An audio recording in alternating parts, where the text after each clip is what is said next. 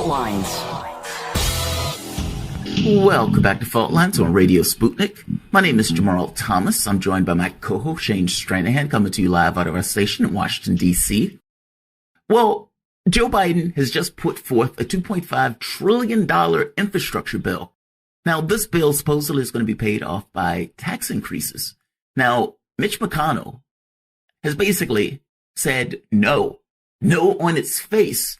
In fact, to be more specific and more precise, quote, that package that they're putting together now, as much as we would like to address infrastructure, is not going to get support from outside, because I think the last thing the economy needs right now is a big whooping tax increase, McConnell told reporters. Now, the American public is on board for the idea of an infrastructure project, but they get a little dodgier when it comes to the standpoint of taxes, especially on the notion of small businesses. And there's another aspect of this where the larger the corporation, the more likely that particular company can hide or get rid of their tax increases. Meaning you could increase the taxes, but the higher the person is from the standpoint of income, the more options they have at avoiding it. Whereas the smaller the company, the less likely they can avoid it. To have a conversation about taxes and the corporate tax rate and whether or not we should even increase the corporate tax rate, we're joined with Steve Rumbine. He's a political, economic, social justice activist and founder of Real Progressives and Real Progress in Action, a 501c3 and a 501c4, respectively, dedicated to education and advocacy for modern monetary theory. He is also one of my favorite guests. I mean, he's been a friend of the show for like 5 years. So, Steve, thank you for joining us, man. Welcome to the show. You got it, man. Thanks so much for having me. Absolutely, absolutely. When I saw the clip of Larry Kudlow, and he made the point of saying the problem with the corporate tax increase is that it helps the middle class and the workers or a lower wage or workers or whatever he said. And then I saw the Mitch McConnell thing. And then I saw Richard Wolff basically argue that small businesses were going to basically get hit by this tax increase. And so it's like, yes, the infrastructure plan, I don't know how many people are going to disagree with that. I think like 60, 70% of the population agrees, even Republicans. But when you get to the taxes part, that's when people get a little dodgier. Now, you've gone over this particular plan. Have I explained this correctly? It does seem that there's a tax increase on small businesses, right? There's a tax increase on small businesses. There's a tax increase on large businesses. I mean, the bottom line is that they're going to be taxing the profits of businesses. And whenever you have that, that tends to be a pass through to the average consumer. And when the people at the top, as you aptly pointed out, they have many, many ways of dodging that tax. It always falls down on the little guys who don't have that kind of cushion to be able to offset it. And so, yes, it will impact small businesses much more. What's a better way to do it then? Meaning, because, you know, in my head, I'm one of those people that basically believe that corporations should be taxed. That at one point, we used to have a much higher tax rate for those corporations. And we would use that money in order to provide, you know, like education and those type of things. And I would make the argument that those companies prosper when they don't have to deal with healthcare costs. They don't have to deal with some of these other costs that under normal circumstances get added to the work costs.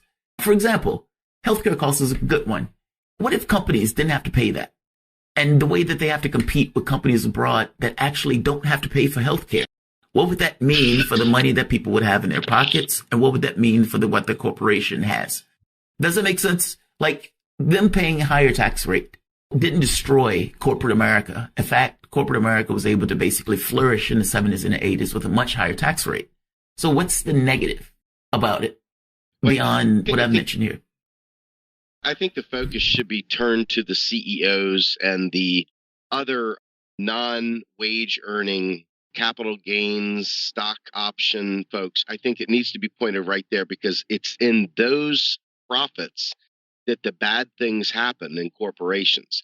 Corporations are always trying to get that shareholder value up. They're trying to get those CEO bonuses up. And in fairness, if you put the tax on the CEOs instead of putting it onto the business, where the business ultimately is a non-thing, it's the greedy people that end up getting the golden parachutes where that tax, in my opinion, should lie, because ultimately any of these businesses have to do, just like rising interest rates, when you raise taxes, you've got one of two things that are going to happen. This is just simply true. This is a business decision. When the taxes go up, they look for ways to get rid of those taxes, to push it off. They'll either raise prices and pass that cost off on to consumers, in other words, making it an inflation tax of sorts on people, or they will leave the country and rehome themselves in a place where there is a more tax advantageous setting for them. So, in my opinion, the issue is, what are you trying to achieve with the tax?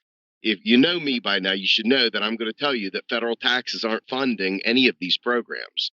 These taxes are there as a brake or a gas pedal for the economy. They're not there to actually fund any of these programs, no matter what they say, no matter how many times they say that these taxes are going to pay for this infrastructure bill. Not one nickel of those taxes is going to pay for those infrastructure bills, not one. So when you understand that, it's like, okay, so we're not really talking about paying for the programs. We're just talking about offsets to defend against inflation. And so if you're thinking about where inflation comes from, it doesn't come from corporations not being able to absorb the cost and passing the lower costs on to the people. It comes from higher taxes, higher interest rates, any of those sorts of things, where they can now justifiably, at least on paper, raise prices to accommodate the new costs that have been introduced to the business. They're not going to go backwards on their ledger. They're not going to go backwards. They're going to expect growth. So when you start taxing those profits, they're going to get theirs. They're going to get theirs. The question is, are they going to put it on the people, or are they going to start cutting corners, or are they going to leave the country? And that's the unfortunate thing about capitalism. Unless you're willing to put price controls in there, unless you're willing to do some extra regulatory work, those taxes are just a game. They're not even meaningful, not at least for these larger corporations. It only hits when it hits the individual CEO's bottom line. Now you've got somebody paying attention.